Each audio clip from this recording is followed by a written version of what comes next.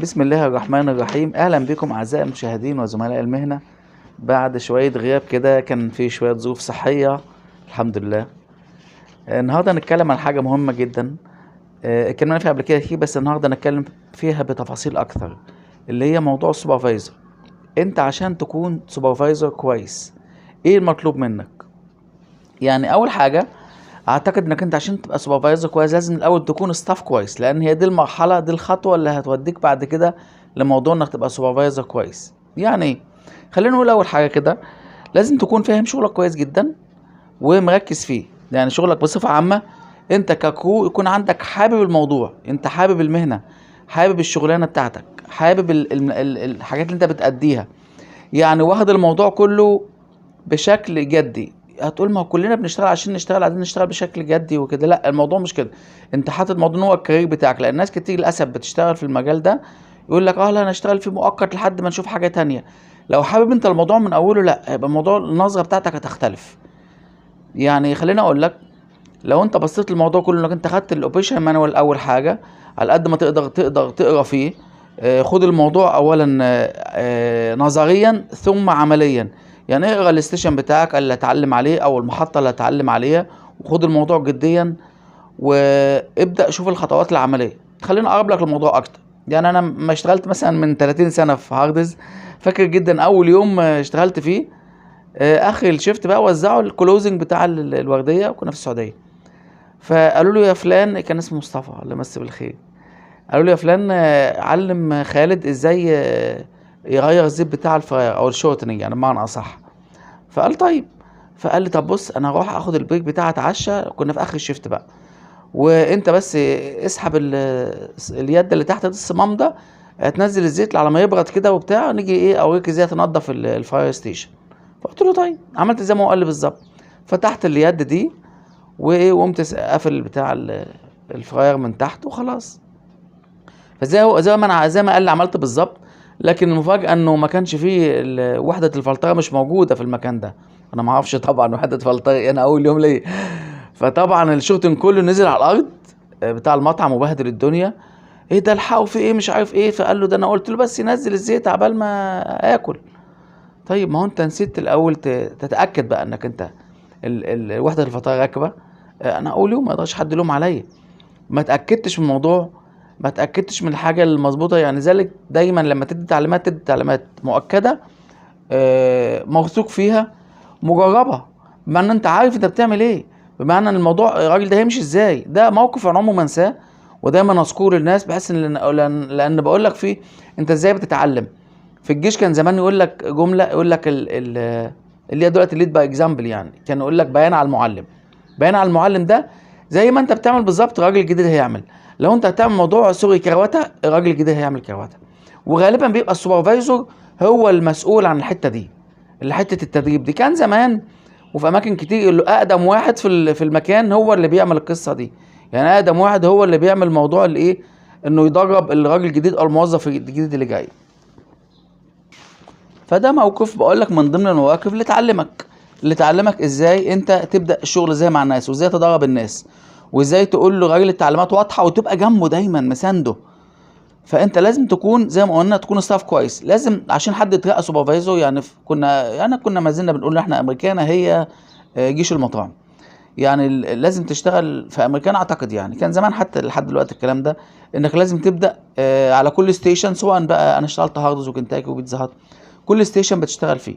يعني انت كل ستيشن بتشتغل فيه دخلت بقى على لو انت مثلا في كنتاكي تقطيع الدجاج، وبعد كده التتبيل، بعد كده الفراير، بعد كده السندوتشات، بعد كده لحد ما توصل لموضوع الكاشير. وكان لازم تجتاز كل مرحله من دول بشكل ناجح جدا. يعني لازم تعدي من كنا بنسميها ستار، كل ستيشن او محطه من دول بتاخد عليها نجمه، كل نجمه بتاخدها بتضاف اليك في الفايل بتاعك لحد ما توصل حاجه بيسموها اول ستار، اللي هو انت بتبقى عديت على كل الستيشنز او المحطات. بعد كده تخش في دوره سوبرفايزر لمده 3 شهور عمليا ونظريا. بعد كده تقيم عمليا ونظريا. لو انت عديت الموضوع ده خلاص تنال ايه الترقيه او الوظيفه. انما دلوقتي الناس عايزه، للاسف بعض الناس عايزه تشتغل اسبوع اسبوعين ثلاثه، عايزه ترقى بقى، انا خلاص انا كبرت. لا، الموضوع مش كده يا جماعه. الموضوع انك تصبر جدا على التعلم وتصبر على الموضوع، تصبر ويبقى عندك الصبر. لذلك اول كلام قلت لك انت واخد الموضوع ده ان هو يبقى حاجه مؤقته ولا واخده حاجه دائمه ومستقبل وكده. فانت لو واخد الموضوع مستقبل، لا انت لازم تتعب وتبذل مجهود، معلش يعني. اوكي، دي اول حاجه عشان تبقى سوبرفايزر كويس، انك تعدي على كل ستيشن وتشتغل فيه كويس قوي وتشتغل على نفسك فيه كويس جدا. وبعد كده يبقى انت عندك المهارات الفنيه، لازم تكون المهارات الفنيه عندك عاليه جدا. بمعنى ايه؟ انا من شهرين بالظبط كنت بعمل انترفيو لواحد سوبرفايزر، فبقول له ايه اخبار الفنيات اللي عندك بقى والفود سيفتي والكلام من ده. قال لي تمام. فقلت له درجه حراره الثلاجات بتبقى من كام لكام، الفريزر من كام لكام؟ للاسف ما عرفش. قال لي الحاجات دي ما اخدش بالي منها. لا ازاي يا جماعه، انت سوبرفايزر بتقدم في مكان، لازم يبقى عندك موضوع الفود سيفتي ده، ولازم تبقى عارف درجات الحراره من 2 ل5 على حسب. بالثلاجات الفريزر من -10 ل -18.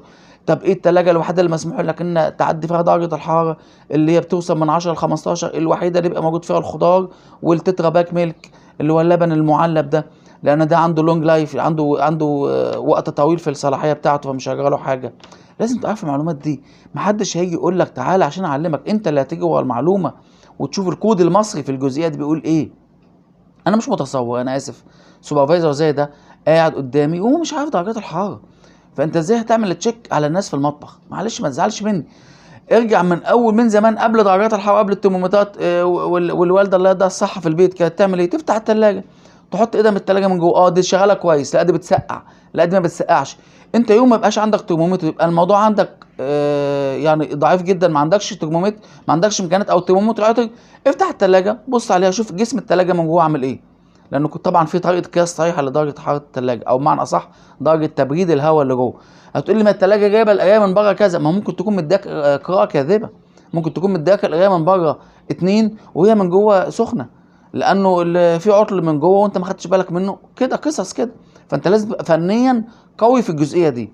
يبقى انت لازم تكون سوبرفايزر منظم فني، كمان عندك القدره على تعليم الاخرين زي ما قلت من شويه، انك انت يبقى عندك القدره انك توصل معلومه للناس الجداد. على فكره شركات كبيره منها مثلا كنا في تشيلس في دبي، اللي كان بيدرب مساعدين مديرين الجداد اللي جايين، والمديرين كانوا سوبرفايزر، بيمسك الراجل من اول برنامج الستيشن مكان ويعمل له اختبار العملي والنظري لحد ما يجي التريننج مانجر يعمل الراجل ده ايه، جراديويشن. الجراديويشن دي يعني يتخرج من الموضوع او كلام من ده، يعمل له جراديويشن ان هو يعتمد كمدير معتمد او مساعد مدير معتمد. فالسوبرفايزر ده حاجه مهمه جدا جدا جدا. كان في حد من اسبوعين 3 كلمني قال انا متابعك على القناه وكده، طبعا مش هقول اسمه يعني، وانا عايز بس انصحني اعمل ايه في الانترفيو. قلت له والله في عندك 3 حلقات على الانترفيو تابعهم وكذا كذا، وسالني اسئله كتير ورديت عليه على الواتساب وعلى التليفون. قال لي عنده بكره مقابله الساعه كذا، هيسافر السعوديه. الحاجه الوحيده اللي ما عملتش حسابي فيها خالص وما توقعتهاش ان هو يكون ما عندوش المام باللغه الانجليزيه، فلذلك اترفض في المقابله للاسف. فقال لي انا اترفضت ليه؟ ده انا كنت بجاوب كويس، ده الراجل حتى ما سمعش مني فنيات. بص يا جماعه، الموضوع في السعوديه ودول الخليج مختلف قوي. ليه؟ لان في السعوديه ودول الخليج معظم الاستاف اللي معاك فلبينيين وهنود وباكستان وجنسيات تانية، فلازم تكون انت قادر توصل معلومه ليهم بالانجليزي، او حتى بيسموها الديلي ديلينج، التعامل اليومي. لازم يبقى عندك القدره انك تتكلم انجليزي بشكل كويس، لان دول الصف بتاعك ولازم لازم يفهموا منك، ولازم توصل لهم المعلومه.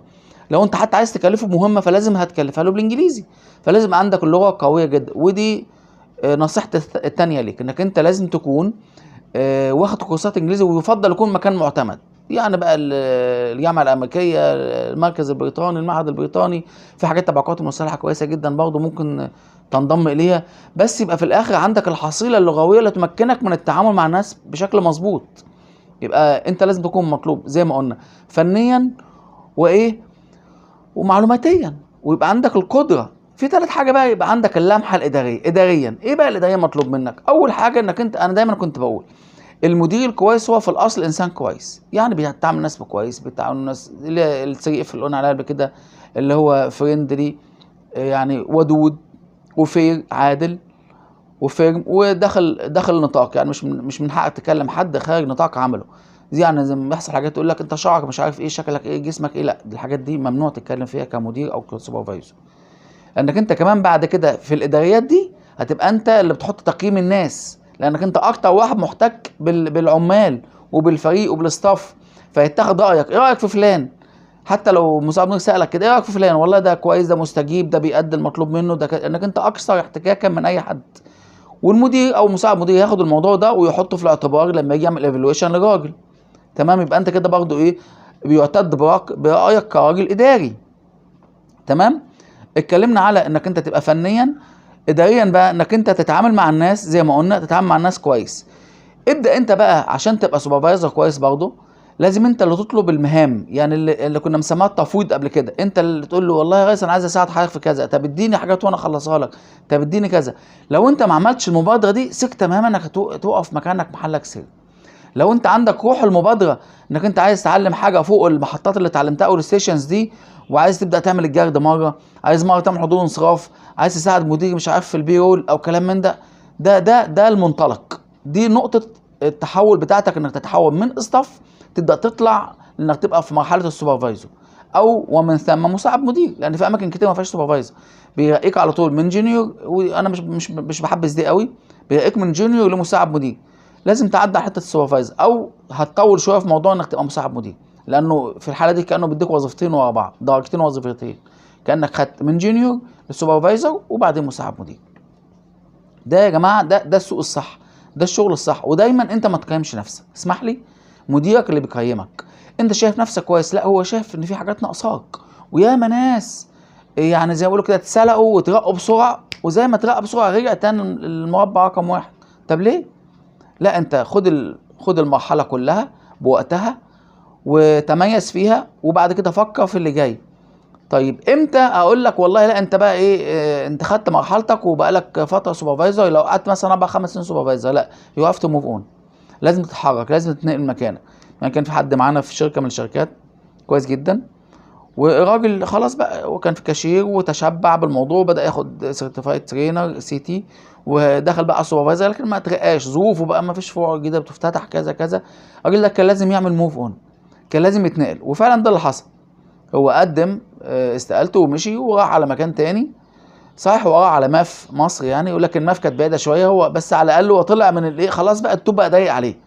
زي احمد زكي في مسرحيه مدرسه المشاغبين، قال لك انا قعدت اعمل مسرحيه 5 سنين، لقيت الدور بقى ضيق عليا، انا اتضايقت منه، اتخنقت منه، خلاص عايز حاجه اكبر بقى، عايز اطلع في فيلم، عايز اطلع في مسلسل. فمن حق كل واحد يطمح. فالراجل ده لما طمح وطلع بره الدايره دي، دايره العمل بتاعته، ربنا كرمه وخد بوزيشن، بس رجع تاني طبعا لمجال المطاعم، ودلوقتي ما شاء الله هو حد مدير كبير يعني. فليه بقول لك، انا بقول لك تجارب الاخرين النهارده، قصد الفيديو ده اعمله اديك فيه تجارب الاخرين ومواقف الاخرين، عشان تبقى انت شايف الرؤيه اكثر وضوحا. زي ما اتفقت، القناه بتاعتي دي الغرض منها ان احنا بنقول للناس المعلومه، لانهم كلنا زملاء مهنه، وبنديك النصايح اللي ممكن تفيدك في حياتك العمليه اكتر. ما انا مش عايز اجيب ورق واسمع لك حاجات كلام سوري دش، وممكن سمعت كلام كتير قبل كده او قريته او كده او خدته في دورات. انا عايز اديك تجربه الاخرين، تجربه الاخرين اللي هي تفيدك في حياتك العمليه. يعني خليني احكي لك موقف برضه بموضوع انك انت ما تطلع من موضوع السوبرفايزر او من جونيور ستاف لسوبرفايزر.